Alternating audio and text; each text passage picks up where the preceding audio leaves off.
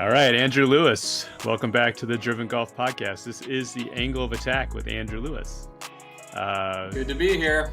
Yeah, it's great having you. So, on this sort of natural journey that we've been on, episode 1, if folks want to check that out, we talked about the early development and getting kids started in the game.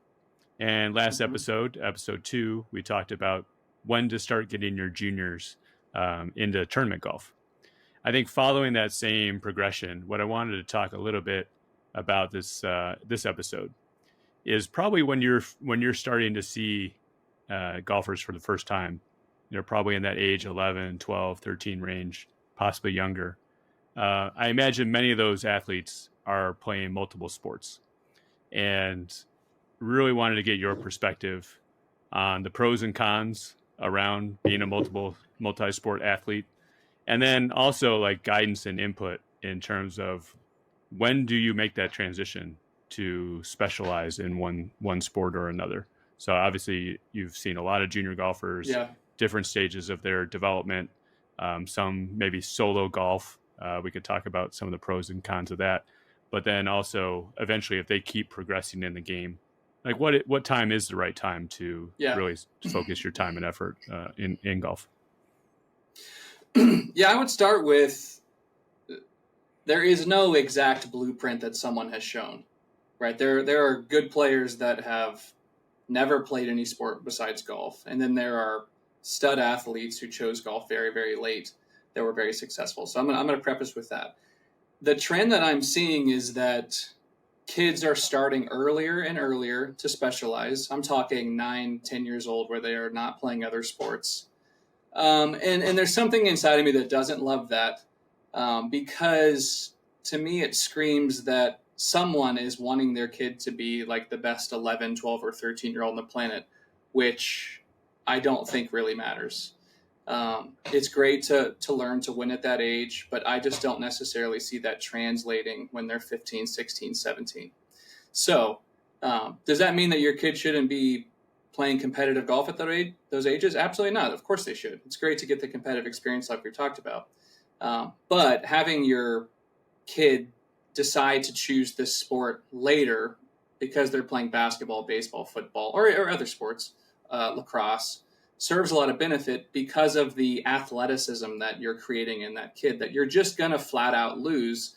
You're going to lose it so much that many of the developmental golf classes that I see literally have stations trying to get these kids to do athletic moves because it is so important. TPI has done so much research that you're trying to build an athlete. You're not necessarily trying to build a golfer. Now, the benefit of specializing early is that golf is just about the most specialized sport, that and something like hockey, to where there are a lot of skills that require years and years of development, like speed control on the greens, vision around the greens, not things like ball striking so much, not things like speed. Those things are going to come at later ages are fine. So that's why you do see these kids that specialize early are really, really good because they're basically, beating the curve on those skills. But there is nothing to suggest that a kid that starts a little bit later isn't going to catch up in that area. That's all this is. It's just catching up. And what those kids that generally start early are losing is the athleticism, which is probably going to translate mostly to speed. To answer your question of when should someone specialize, I would say for most kids, it's going to be the end of middle school, going into high school, 9th grade.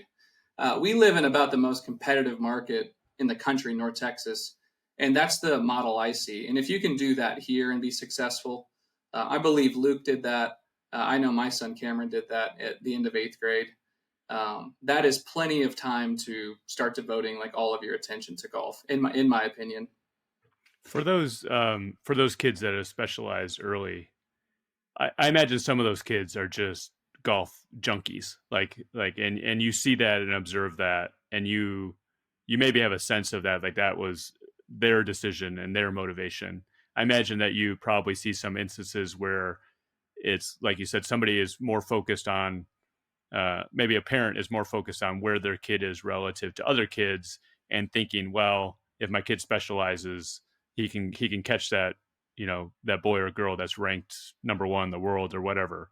But in that instance, are you really running the risk of potential burnout? Like, do you see flameouts in your experience where kids that, maybe they enjoyed golf at one point, but then it became more of a chore as opposed to a game?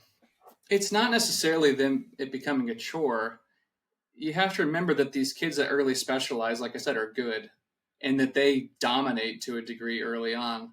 And so what becomes the burnout phase is that is likely not going to be sustained, because as more and more kids are coming into the class that are playing, and more of these athletic kids are coming in that hit the ball really, really far, and then they catch up on those skills. It's not that they necessarily burn out, they just don't win or have as much success at the rate that they were earlier. That's not all of them, I'm just saying the ones that don't necessarily progress quite as well, to where it's just not panning out the way that they were thinking. I never see burnout from a kid that loves it. You see burnout more from a kid that likes it but has a parent that is very, very difficult, where it becomes unsustainable to play because of the roller coaster of emotions from event to event. Yeah, that's interesting. And I think in terms of the benefits of multi-sport athletes, just from my perspective, as you mentioned, Luke played just about every sport growing up, but uh, really was a pretty serious baseball player growing up. Like when we first moved to Texas and met with you, and he Yeah. played all the way through his summer of eighth grade before high school, and he played basketball all through middle school, all through the younger years. I think the benefit from that, not only from an athleticism standpoint, is that each one of these sports, I think, offers something a little bit different than golf, whether it be, the team environment, which golf doesn't really offer. But then a lot of these kids want to play in college, and all of a sudden you're in a team environment, right? Sure. Putting your teammates ahead of yourself, or helping them in their development, those sorts of things. I think with baseball in particular, my son, for whatever reason, he developed this knack at a very young age where he wanted the ball and he wanted to be on the mound. So I can remember just he was the designated closer on these teams. Like, he threw fast, but he wasn't like blowing people away. But he had absolutely no fear to be on the mound and wanted the ball and like wanted to be on the mound. So the coaches would just throw him into these crazy situations, like bases loaded, nobody out, 1-run game, and be like, "Hey, Luke, you know, have at it," right? And there's a lot of kids that would shrink in that, in that environment, right? And I'm not saying that he succeeded every time. He succeeded quite a bit, right? But just the fact that he wasn't afraid to be in that moment, that I firmly believe that that absolutely has carried over into his golf, right? The pressure of the moment, being in contention down the stretch, and wanting to be in that position and actually enjoying being in that position, I think has helped him have success in tournament golf. It has to, right? So I Yeah. think it's the same as like, you know, uh, having a play drawn up and shooting a three when the game is on the line, or like getting fouled at the end and having to sink 2 free throws to win the game for your team. Only certain people really want to be in that position. Other people will be glad to pass the ball and let someone else take that last second shot, right? So all these different sports are teaching things that are a little bit different, that also have some transferability Yeah, for sure. into golf for sure. That's what, if you watch any of the press conferences from the Ryder Cup, that's what somebody asked Brooks Koepka. They said, "How many of the guys on the team do you think really want the ball?" And he said, "Very few." Which then Max Homa, after he made that putt on 18, said, "I thought about that all week, and that this was like this is my chance to take the ball," and which he totally just destroyed. But he said, like that he will take that moment from the Ryder Cup moving forward, to the point like he feels like he'll play better in majors just because Yeah, of that "I took the ball" moment. So for yeah, sure. yeah. I heard that podcast. It was an interview with No Lane Up, I believe, like the day after the Ryder Cup. So he was Yeah, really he was hot. processing Yeah. and digesting, everything that happened. The one thing, actually, I wanted to talk to you about that is, this is sort of off script, but uh, he talked about, someone asked about, like, in the Ryder Cup,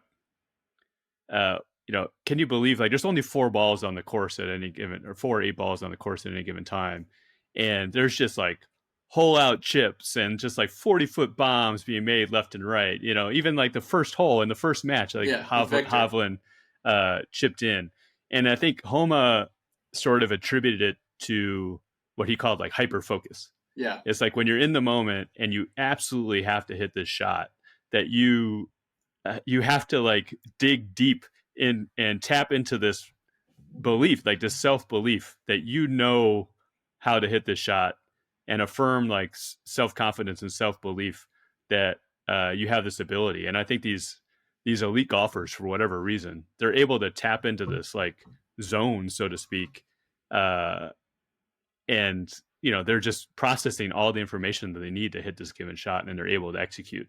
I just wonder. I was thinking about that this week. And I just wonder if like is the reason that Tiger Woods is perhaps the greatest golfer of all time, is Yeah. he was able to just tap into that more often than not, right? Because they all have this elite skill level, but they're really, for whatever reason, they're displaying it in this Ryder Cup under that sort of pressure situation, and maybe week in and week out they're not really able to tap into it as much. Yeah, my take on that, especially with the Tiger thing, like I think Tiger's the greatest because of his level of discipline. Like I don't think it was necessarily because like holding stuff out. Obviously, he's hyper focused, but his level of discipline, like we throughout 72 holes, was just like nobody else. I have thought about the hole outs, and I did play in an event, and I did chip in, but I had a partner, and I was thinking a lot about this. Like when you do have a partner, you think about making short game shots and putts a whole lot more. Because there really is no consequence in most cases, right? Like even on 18 with Max, like Max knew he had to make a 5. Like if that was to close out a tournament, he would definitely be thinking about making 7 or 8. But in that environment, there is no 7 or 8; it doesn't exist. So I would say it's probably more that, where they're literally thinking about making the 50-footer. They're not. There's no thinking. There is no 3-putt. They're thinking about holding the bunker shot. The one with Victor on hole 1 was insane because an alternate shot, there is more consequence. But at the end of the day, like if you make an 8, you're down a hole. It's not that big of a deal. So I don't know if I agree with Max on all of that. It was funny that I had just played in a 2-man event and I had chipped in and thought about that. But there is something to the hyper focus. But I think there's also like a takeaway of like, what you think about, what you like give attention to, is likely going to happen. So if I think about making more shots, especially if they're like legit makeable shots, it's probably going to happen more. Yeah, that's interesting. And just getting back to the multiple sport thing, getting yourself in these sorts of moments, right? Regardless of what the sport may be, right? I think you can tap into that when it comes to golf, like this belief that like, hey, I've been in the moment. I've succeeded in the moment. I'm not afraid of the moment. Like, let's go attack. Let's get after it.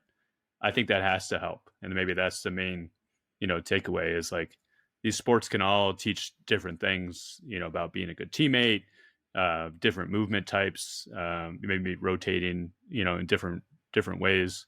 But just like the overall athleticism, the experience of being in these sports and the experience of being on a team and the experience of being in the heat of the moment, I think there is definitely some transferability. Yeah, I 100% agree. All right, Andrew, I really appreciate your thoughts on this. It's obviously something that every parent or nearly every parent has to go through with their junior golfer. And if anybody has any questions, they can reach out to you, Instagram at Andrew Lewis Golf, or you can leave us a question at Driven Golf Analytics, and we'll try to address them as quickly as we can. Yeah, reach out. Glad to help. All right, thanks.